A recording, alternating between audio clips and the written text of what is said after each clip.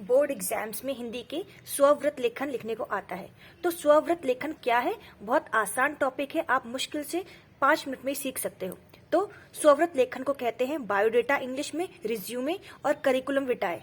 ठीक है, तो स्वव्रत लेखन का मतलब ये होता है कि हमें अपने बारे में कुछ डिटेलिंग देनी है हमारे एम्प्लॉयर को जहाँ पे हम जॉब के लिए अप्लाई कर रहे हैं।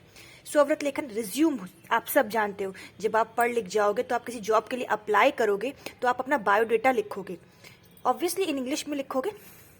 यहाँ पर हिंदी है तो आपको हिंदी में अपना बायोडेटा लिखकर देना है। ठीक है, इसमें क्या क्या आता है? नाम, ऐसे याद कर लो गाने के फॉर्म में, नाम क्या है, घर का पता दो, व्हाट इज मोबाइल नंबर। तो इस तरीके से आप अपना रिज्यूमे लिखोगे, यानी स्वव्रत लेखन। ठीक है, चलिए शुरू करते हैं फटाफट, टाइम वेस्ट किए बिना। इसका प्रारूप कैसे होता है? सबसे पहले आएगा आपका नाम, पिता का नाम, माता का नाम, आपकी डेट ऑफ बर्थ, जो भी आपका करंट एड्रेस है, वर्तमान पता, मोबाइल नंबर, ईमेल आईडी, आपको कौन कौन सी भाषाओं का ज्ञान है, आपकी राष्ट्रीयता, जिस भी देश से आप बिलोंग करते हो, आपका वर्क एक्सपीरियंस, आपको कितना कार्य का अनुभव है जिस कार्य के लिए आप अप्लाई कर रहे हो जॉब के लिए। ठीक है, उसके बाद डेफिनेटली आपकी एजुकेशनल क्वालिफिकेशन पूछेगा ही पूछेगा, शैक्षणिक योग्यता। तो ये शैक्षणिक योग्यता आपको टेबल के फॉर्म में देनी है। फर्स्ट ऑफ ऑल क्रम संख्या, क्लास, कौन से ईयर में क्लास पास करी, कौन सा बोर्ड था, कौन सी यूनिवर्सिटी थी, क्या क्या सब्जेक्ट थे, और how much percentage you have scored in this particular class. ठीक है, अपनी एकेडमिक क्वालिफिकेशन लिखने के बाद आप कुछ अपनी संबंधित योग्यताएं बता सकते हैं, जैसे कि मुझे कंप्यूटर की नॉलेज भी है, उपलब्धियां, आपने स्कूल टाइम में या कॉलेज टाइम में क्या क्या अचीवमेंट्स प्राप्त किए, आप नेशनल खेले, रीजनल खेले, या क्या क्या अवार्ड्स मिले, और यहाँ पर आएगी आपकी हॉबीज यानी कि अभिरुचि। अन्य संबंधित योग्यताएं, एडिशनल क्वालिफिकेशन, उपलब्धियां, अचीवमेंट्स, अभिरुचि, हॉबीज। ठीक है, जब ये सब आप मेंशन कर दोगे तो आपको एक उद्घोषणा, एक कंफर्मेशन देनी होती है कि जो भी मैंने लिखा है, what ever I wrote it's truly correct. मैं प्रमाणित करता हूं या करती हूं कि मेरे द्वारा ऊपर लिखी हुई सभी सूचनाएं सत्य हैं एवं कंप्लीट हैं, पूर्ण हैं। उसके बाद आप जहां पे रहते हो स्थान, डेट और आपके साइन आ जाएंगे। ये फॉर्मेट होता है स्वव्रत लेखन का। ठीक है ना, अब इसको क्वेश्चन के फॉर्म में कैसे करेंगे? देखिए, कंप्यूटराइज तो आपको बहुत सारे वीडियोस मिल जाएंगे, लेकिन कॉपी में हम किस टाइप से लिखेंगे वो यहाँ पर लिखकर मैं आपको बता रही हूँ। ठीक है, चलिए तो एक क्वेश्चन के थ्रू लेते हैं। आई होप आपको फॉर्मेट समझ में आ गया, नहीं आ रहा तो एक क्विक रिकैप से फटाफट फॉर्मेट कर लेते हैं। नाम, पिता का नाम, माता का नाम, जन्म तिथि, वर्तमान पता, मोबाइल नंबर, ईमेल, भाषाओं का ज्ञान, राष्ट्रीयता, कार्य अनुभव, शैक्षणिक योग्यता in the form of table. Then क्या है बताइए?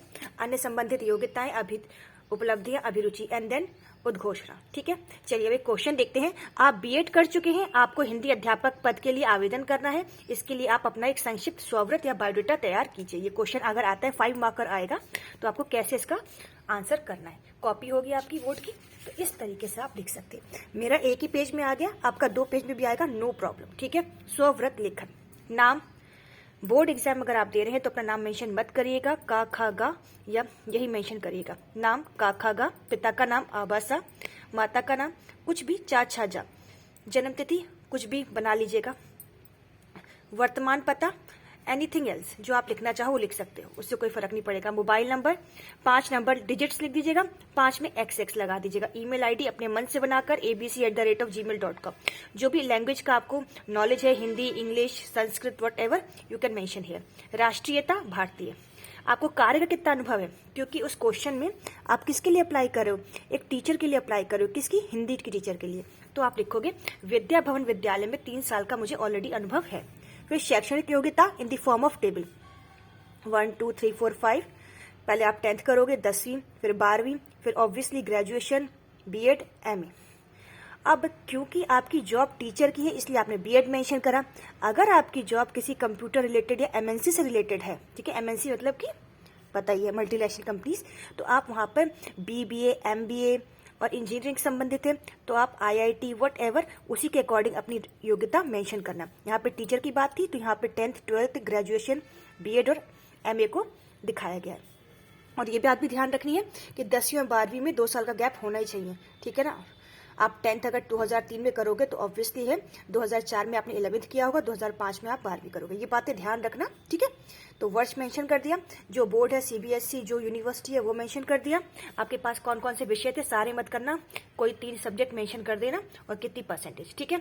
अन्य संबंधित योग्यताएं, मुझे थोड़ी बहुत कंप्यूटर भी आती है, मैं टीचर के लिए अप्लाई तो कर रही हूँ पर मैं कंप्यूटर पे भी क्वेश्चन पेपर सेट कर सकती हूँ। उपलब्धियां, आपको क्या क्या अचीवमेंट है, स्काउट गाइड राष्ट्रपति पुरस्कार मिला है मुझे किताबें पढ़ना और चित्रकारी पसंद है। मैं उद्घोषणा करती हूँ कि मैं प्रमाणित करती हूँ कि मेरे द्वारा उपरोक्त सूचनाएं सत्य एवं पूर्ण है। फिर अपना स्थान डाल देना, डेट डाल देना और साइन कर देना। ये हो गया आपका स्वव्रत लेखन कंप्लीट, ठीक है ना। तो वैसे तो बहुत आसान है, फिर भी आपको अगर लगता है कि वो कुछ घुमा फिरा के आएगा तब मैं क्या करूंगी, घुमा फिरा के आएगा तो चेंजेस कहाँ होंगे वहां भी बता दे रही हूँ। ये आपका कोई चेंज नहीं होगा, चाहे कोई सी भी जॉब के लिए एप्लीकेशन आ जाए, ये आपका कोई चेंज नहीं होगा। चेंज होगा यहाँ पे, क्यों? क्योंकि आप अगर टीचर के लिए अप्लाई नहीं कर रहे हो, एमएनसी के लिए अप्लाई कर रहे हो, तो आपको एमबीए बीबीए दिखाना पड़ेगा। इतना सब एक बार मगअप करके चले जाना, थोड़ा बहुत वेरिएशन, आप बहुत स्मार्ट हो, आप कर लो और आपके 5 नंबर बोर्ड एग्जाम से पक्के अगर स्वव्रत लेखन आता है। आई होप आपको स्वव्रत लेखन समझ में आ गया होगा। All the best. 21 तारीख को एग्जाम है, अगर ये क्वेश्चन आए तो यू हैव टू स्कोर और आप करोगे 5 मार्क्स। All the best.